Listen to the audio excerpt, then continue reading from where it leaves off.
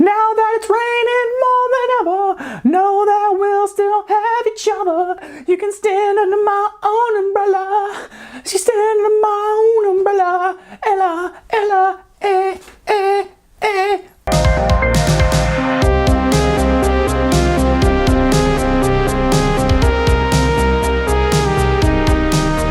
Hello everyone, welcome to I Want to Believe NASCAR. I'm your host James, and yeah, that blob of green and whatnot, yeah, that's no bueno. And because of that, NASCAR Monster Energy Cup race was postponed. The Gander RV 400 at Dover International Speedway, which is a shame. I was really looking forward to watching this race. I actually got home from an assignment and I was really excited to, relax, do some work, watch the race and enjoy it and kind of analyze what was going to happen with these higher corner speeds and how tire wear was going to be. And that's going to be really interesting tomorrow with the green racetrack, but that's for tomorrow. I want to talk about rainouts, because rainouts happen, all right? And it's always happened.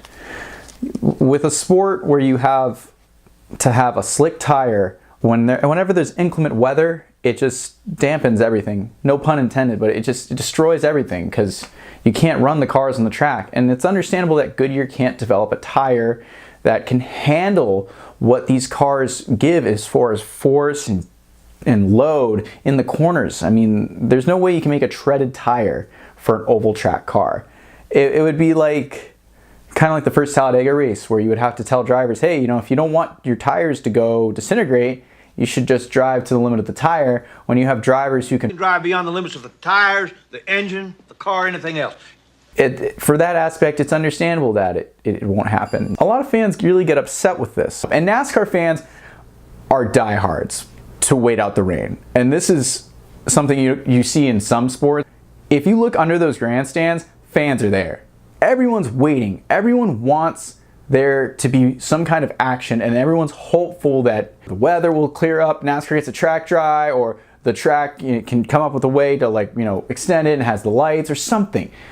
NASCAR fans are hopeful, and NASCAR does a great job of trying to keep that hope alive in these situations. And yes, during the broadcast, a lot of drivers were reeled, like, hey, it's not going to happen, it's not going to dry up, but it almost did for a second. I feel like the first thing people want to do is put lights on something. Like light up the track. Hey, if we could run this at night. Oh, it'd rain in the afternoon, but you'll dry it off and have it ready to go at night. Well, that's an expensive endeavor. And NASCAR is not going to pay for that. That's the track that has to do it. The track has to see the value in adding lights, okay? If the track really just has 2 cup races a year and doesn't really do much else, and the primary source of it is just being a casino and in that aspect, then yeah, they don't need lights. At Daytona, like when they run other events that aren't NASCAR events, they don't use all of those Musco lights on the inside.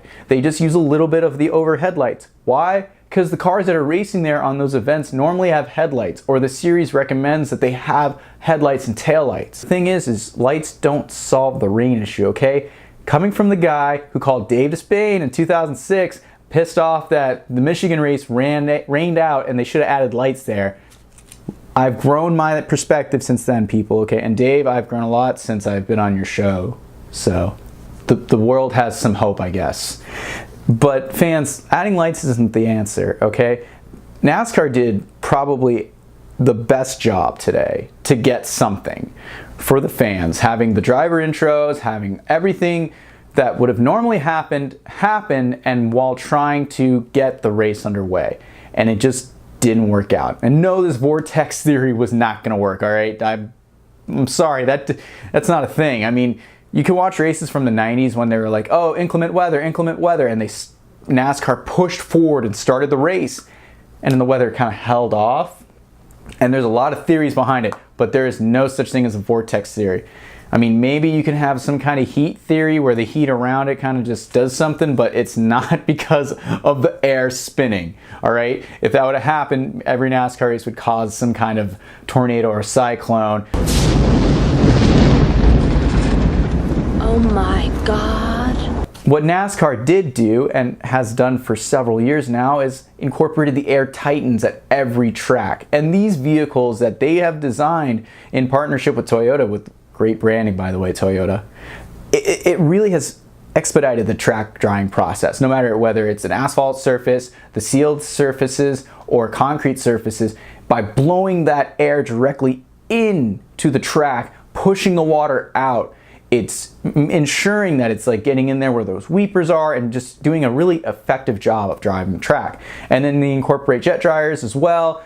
At one point I saw 4 Air Titans, I think, on the track. 3 were on the track and 1 was on the backstretch, kind of like doing, just cleaning up the apron area, trying to dry that off, because that sealer asphalt area just takes a little longer to dry. But still, they were working hard to get that done, and I'm proud that they had that many Air Titans on site at Dover, okay? Remember when Air Titans were just at the short tracks because that's all they could afford? They were expensive to make and maintain. NASCAR's invested in that to produce something for their product. And then that comes into another thing, a lot of money spent there.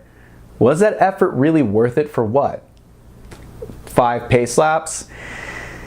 I mean, yeah, you gave something for those fans who came that day. Some fans can only just come for Sunday. You know, Monday, oh, I have work. Oh, I have obligations. Something comes up and they can't make the race on Monday.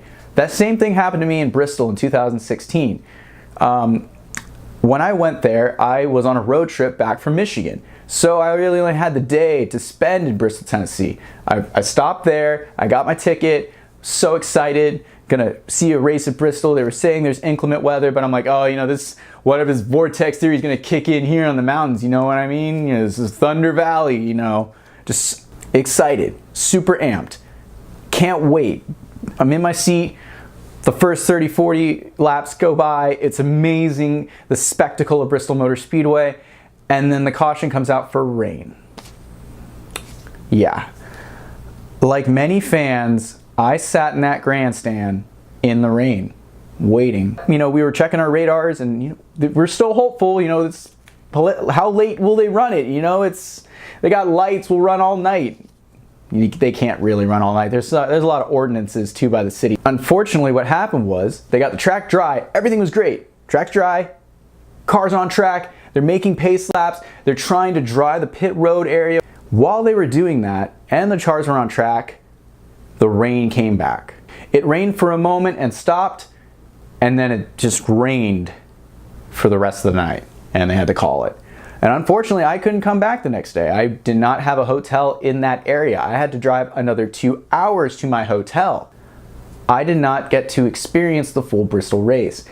I did get to experience Bristol Motor Speedway though, and I thank NASCAR and commend them for trying. They could have seen on the radar, it's not gonna happen, we're not gonna get all 500, you know, laps of this race in tonight. We're gonna call it, come back tomorrow. I wouldn't have been able to go and see Bristol Motor Speedway. I wouldn't have been able to get a grand perspective of scale and of just the beauty of the earth kind of being used to create a racetrack and the history behind that and the area and how just Americana it is. It's just something out of another era. I was so fortunate to see that, and I'm glad I got to see that. And probably a lot of fans are glad that either they got to see their drivers, meet their drivers, you know, be at the track. Any day at the track beats a great day at home, you know, anywhere that's not the track, okay? It's something that you can't describe unless you're really hooked on it and you really love being at the track. So yeah, I'm very sure even though the fans had a very wet experience today and they're a little bummed that they didn't even get to see a green flag start, like myself, they were very excited to be at the track, very excited to be around the sport, feel the energy, even if it got washed away. NASCAR does everything they can to work around this issue, and they do an amazing job, and I commend them for that. And I feel like many of the fans do commend them for their efforts and see what they do, as well as the tracks as well. They do own some jet dryers. They don't own Air Titans, but they own the sweeper vehicles and a lot of the other maintenance things that help expedite the process as well, while air tightens and jet dryers that NASCAR kind of brings in can go out and really focus on the track. And the facilities also do a good job to try to make sure fans are safe and staying dry and not like just getting obliterated by the weather. Okay, so in the end, it's a bummer that we all have to wait till Monday to watch this race. And for some of us, including myself, I'm not going to be able to enjoy it on television. I'll listen to it on the radio, but it's not the end of the world. You know, there is a bigger issue, obviously, with the weather and the climate and other things that happen, but that's not my area. The big area that I wanted to get through was that NASCAR steps up. They stepped up, seriously. They could have just called it at the beginning of the day, but they gave something for the fans, and you got to commend them for that. But yeah, Brad, let's end it out. Standing under my